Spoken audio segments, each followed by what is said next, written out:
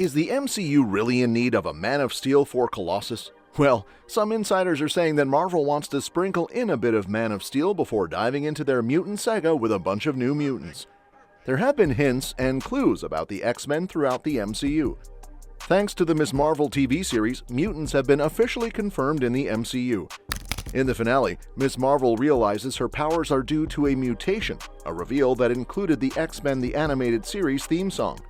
So it seems like there's some insider buzz about a Colossus project in the MCU.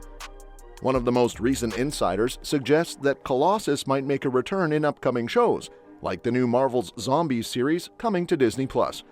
This could tie into a comic storyline where a version of Colossus appears in Dead Days, when the zombified Alpha Flight attacks the mansion. Later, he's seen among the survivors, fighting other zombie heroes.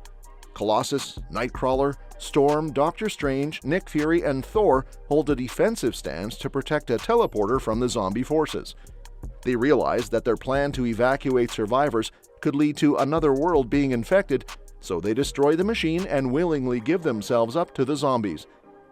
In Marvel Zombies Halloween, Kitty Pryde and her son with Colossus, Peter Rasputin Pryde, are among the few surviving humans years later. With that said, there are some storylines MCU might explore for a Colossus solo project in the MCU.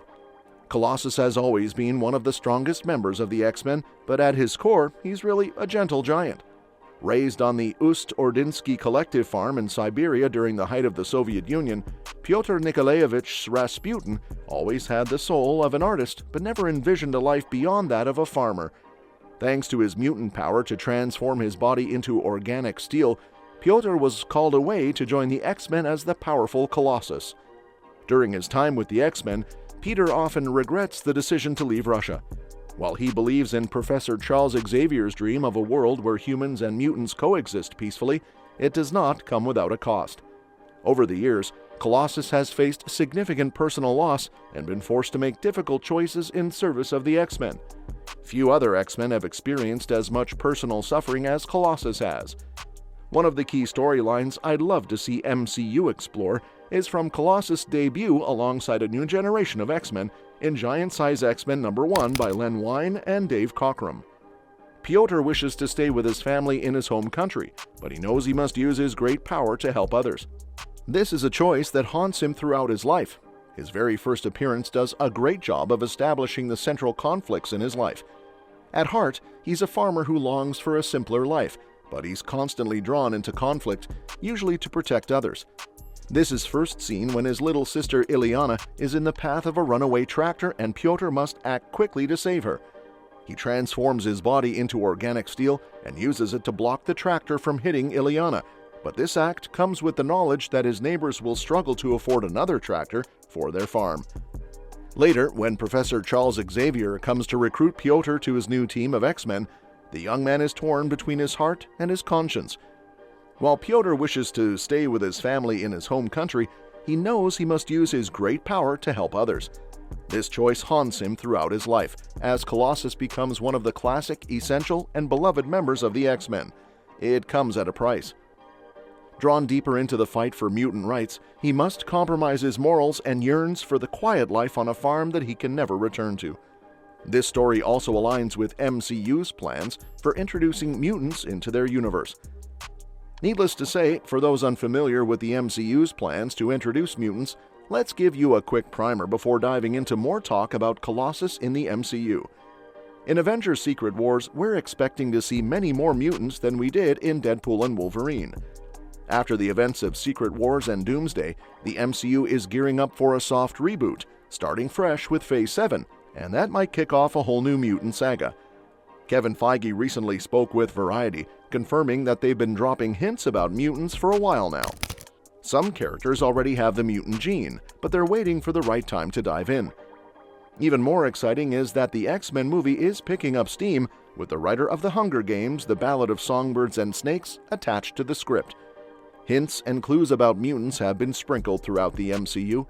Ms. Marvel confirmed mutants in the MCU when Kamala Khan discovered her powers were due to a mutation, revealed with the X-Men the Animated Series theme song. Namor is also a well-established mutant in the mainline MCU. Professor X and Beast have appeared as well, though Professor X was killed by the Scarlet Witch and Beast is currently in another reality. X-Men 97, a sequel to 1992's X-Men the Animated Series, is Marvel Studios' first X-Men project but isn't canon to the MCU. Deadpool and Wolverine brought many Fox characters into the MCU, though it was short-lived as they either died or returned to their own universes. Ryan Reynolds' Deadpool and Hugh Jackman's Wolverine seem likely to continue in the MCU, possibly appearing in Avengers: Secret Wars. If the MCU does a soft reboot of the universe following that film, many of the mutants already introduced could become obsolete. But it's still crucial as it familiarizes audiences with mutants in the main continuity. Several X-Men-related characters are already in the MCU ahead of the team's solo movie, and there's a chance they could return in future MCU projects. Now back Colossus if MCU wants to go deeper into Colossus's character. There's also another storyline from the comics that could greatly enrich his solo project. Peter meets Kitty Pryde from Uncanny X-Men number 129 by Chris Claremont and John Byrne. Colossus has had a few romantic partners over the years, but the love of his life will always be Catherine Kitty Pryde. The two form an instant connection when Colossus is among the X-Men who accompany Professor X to recruit Kitty to the Xavier School for Gifted Youngsters. Their relationship quickly develops from a simple teenage crush into the first real love for both of them. This bond is established shortly after Kitty's introduction in the classic Days of Future Past story, which reveals a possible future where the two get married and have children. As with any young love, the relationship between Peter and Kitty also brings its fair share of heartbreak. They have found themselves torn apart and brought back together many times over the years.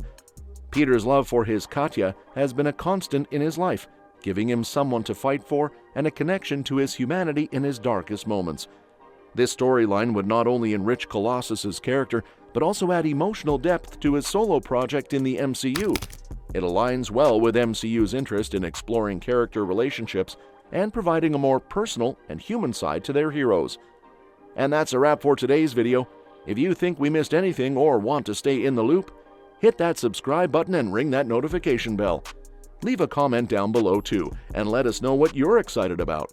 Do all these things to keep up with what's happening in the world of movies, and we'll see you in the next one.